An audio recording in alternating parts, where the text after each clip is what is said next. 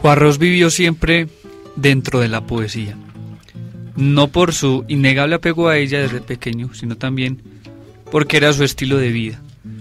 Era para él un elemento sagrado, divino, y como la única manera de conocer la verdad del ser humano, la poesía. Y cito un fragmento que escribía en una carta personal que envió a su traductor de su obra en inglés, para hacer un pequeño recuento de su obra biográfica. Y dice: amo más que nunca la poesía como creación extrema del hombre. Me siento como siempre un aprendiz. Sé que he escrito algo relativamente diferente y no me interesa el éxito literario, ni la fortuna, ni tampoco la farándula socioliteraria. Busco lo abierto, sigo teniendo algunas grandes admiraciones por Porcia, Rilke, Huidobro, por ejemplo. Y además que sus poemas reflejan algo que él afirmaba mucho, era no tener fórmulas exactas para escribir poesía. Él es uno de esos poetas que dicen que no hay que hacer de la poesía una cuestión lógica y una operación casi matemática.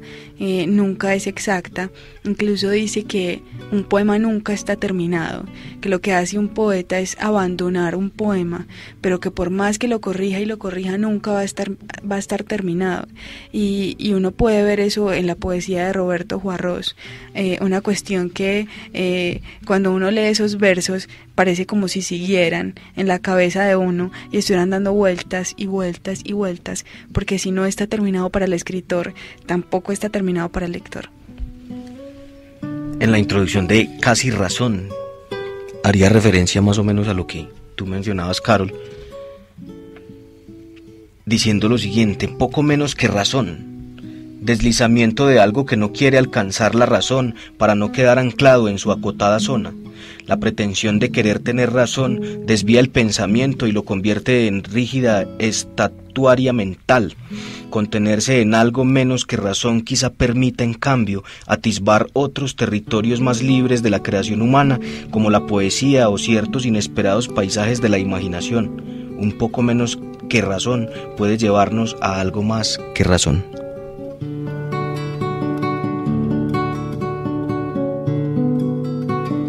Por eso su poesía destila siempre una profunda actividad de significado, partiendo de la verticalidad, como denominó alguno de sus poemarios, y sacando de toda posibilidad la creadora la horizontalidad. De esta manera Juan Ros logra subyacerse a sí mismo en el misterio de la poesía. Lo oculto, lo invisible, lo prohibido o lo simplemente superficial pasan a un segundo plano, o, en el caso de Roberto Juan Ros, a un paso olvidado, o un plano olvidado para el poeta.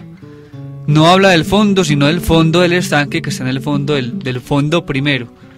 Y Juan Ros no simplifica la poesía, sino que con ella desencierra las realidades más inexploradas.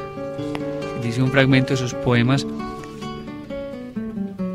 la realidad es apofántica, lo oculto necesita derramarse, lo cerrado se abre como un círculo mágico, y la palabra es un conjuro, pero solo la palabra más sola, la palabra como un proyectil forrado en tiempo, la palabra que al final se destruye en su propio estallido. En uno de sus poemas dirá: el centro del amor no siempre coincide con el centro de la vida.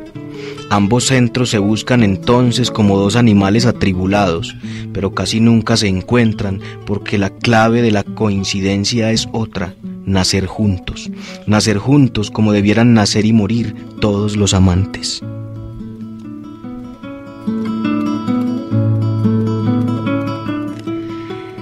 Otra cosa muy hermosa que dice Roberto Juan Ros es que nunca se deja de escribir.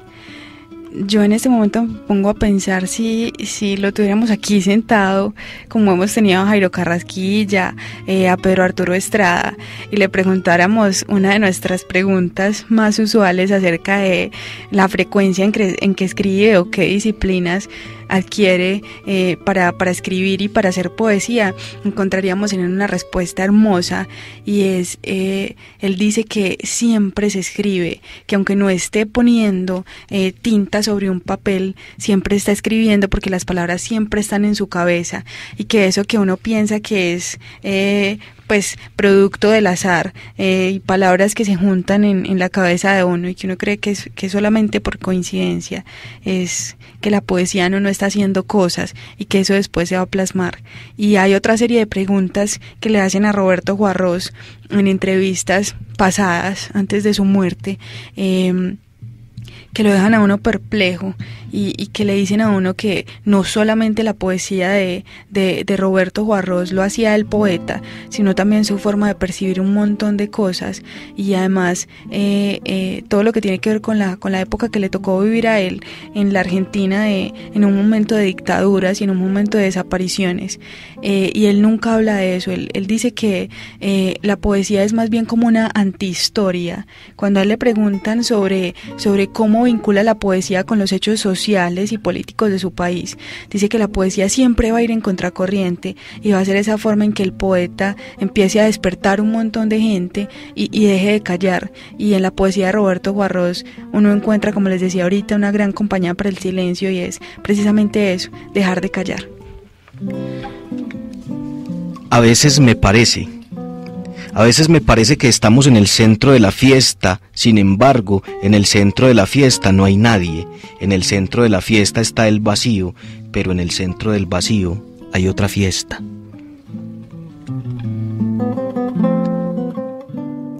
Definitivamente su poesía se formó desde que era apenas un niño, cuando tenía ya 10 años.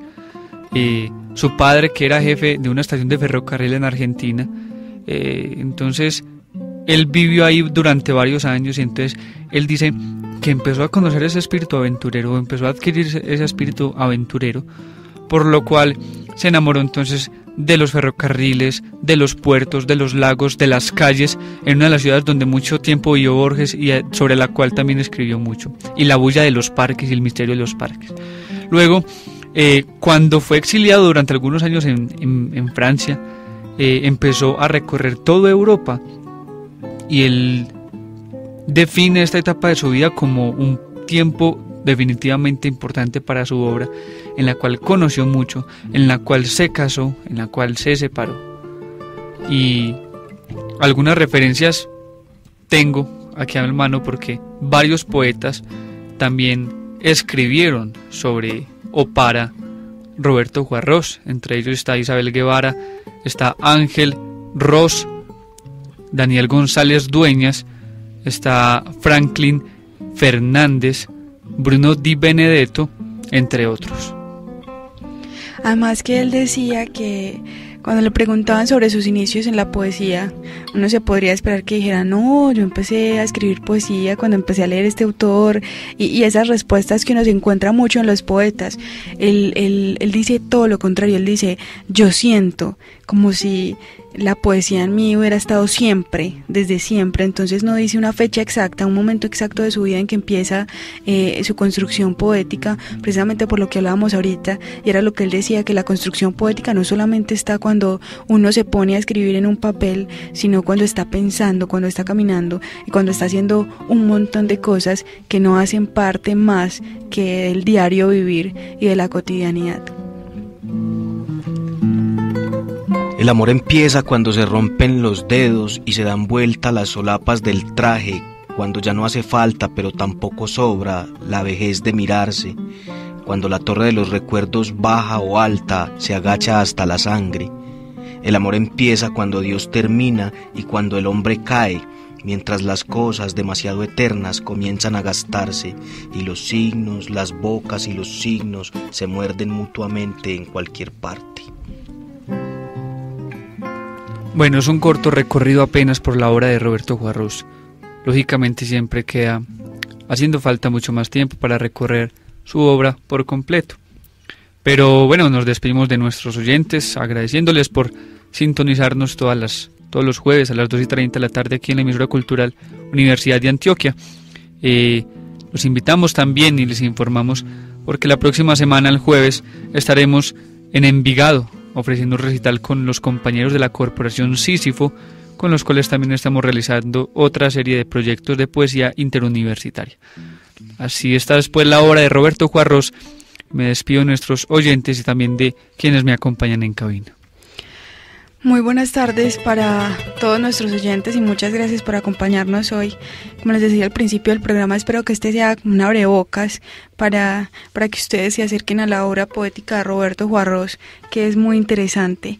Gracias a Daniel Escobar en el máster, y hay que decir que la música que escuchamos de fondo es de nuestro gran amigo David Sosa, a quien le enviamos un saludo muy especial hasta el norte, Boston. Bueno, nos despedimos tristemente hoy con este gran poeta, Roberto Juarros.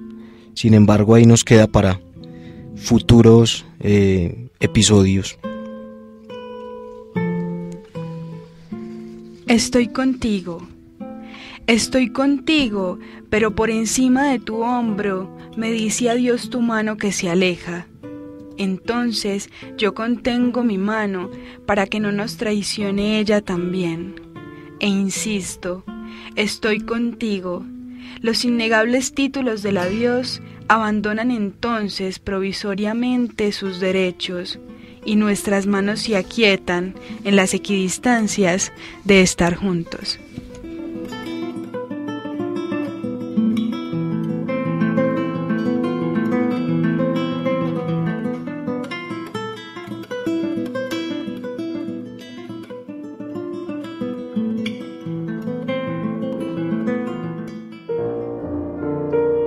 Jardín de Nueva Delhi, las flores y las hojas ordenan el espacio en un liviano acuario de colmenas donde tiembla el color.